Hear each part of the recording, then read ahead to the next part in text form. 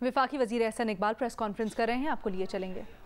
तेज़ किया जाए, लेकिन इसके साथ साथ नौजवानों के लिए और बिलखसूस बलूचिस्तान के लिए हमारी खसूसी कोशिशें हैं कि इनकी तरफ हम तवज्जो देकर इनकी तरक्की के लिए नए इम्कानात पैदा करें। सब गवादर के लिए 18 अरब के लिए 18 अरब रुपए रखे गए हैं, तो अगर 700 बिलियन इसका टोटल खर्चा है तो आगे 30-32 साल में मुकम्मल होगा, तो फिर कहाँ से? नहीं, ज़्यादा रखे गए हैं सर। तो लैंड एक्विजिशन के लिए 7 बिलियन अलग ज़्यादा, डैम पोर्शन के लिए 18 बिलियन जी। उसके ऊपर उनके साथ ये मुआहदा है कि उनको जितनी फंडिंग चाहिए होगी, देखिए पहले भी ये हुआ कि कुछ फंडिंग रखी गई लेकिन वो यूटिलाइज़ नहीं हो सकी, तो इन बड़े मंसूबों के लिए जो मुतलका महकमे उन्हें कहा गया है कि जो भी उनकी ज़रूरत होगी उसको पूरा किया जाएगा।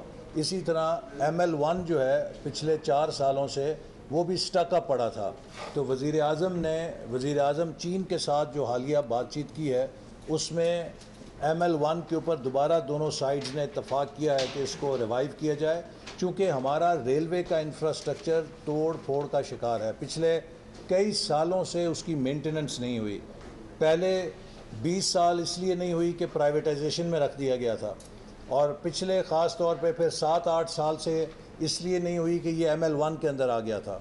तो हमने तेज़ी के साथ चीन के हुकाम के साथ बात की है कि इस मंसूबे पर काम किया जाए, ताकि रेलवे को इसका जो ट्रैक है, अगर इसमें फ़ौरी तौर पे काम ना शुरू हुआ तो 2 से 3 सालों में हमें मज़ीद ख़तरात पैदा हो सकते हैं। जो ये हादसे अक्सर होते हैं, ये उस ट्रैक की जो बुरी हालत है उसमें भी बड़ा दखल होता है इन हादसों के अंदर।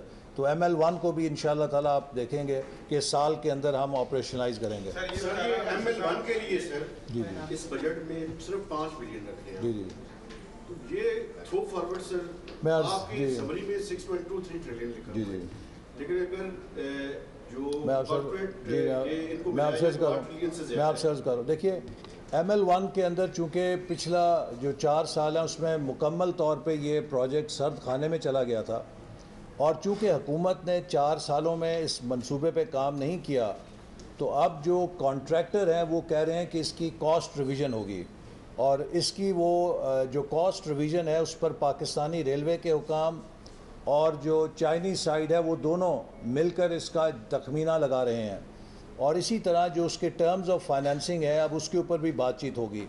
तो हमें यही इम्कान नज़र आता है कि अगर हम फास्ट से फास्ट भी चलें तो चंद माह लगेंगे इसके टर्म्स ऑफ फाइनेंस को हतमी शक्ल देने में और इसकी जो कॉस्टिंग है उसको रिव्यू करने में।